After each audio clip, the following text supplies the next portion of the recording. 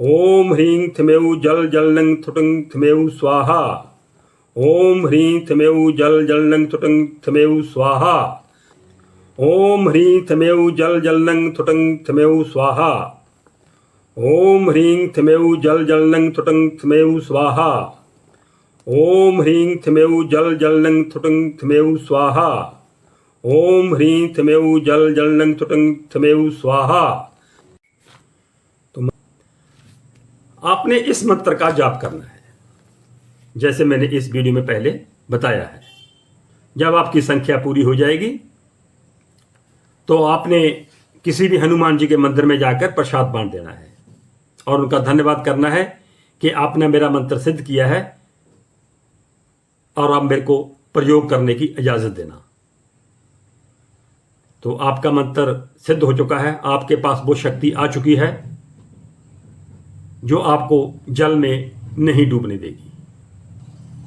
तो ऐसी शक्ति पाकर आप भगवान का वहां धन्यवाद करके घर वापस आ जाना और जब भी जरूरत पड़े तो आप इस मंत्र का प्रयोग करके आप अपनी व आपके सामने जो आदमी जल में डूब रहा है, परेशान हो रहा है, आप उसकी मदद कर सकते हो।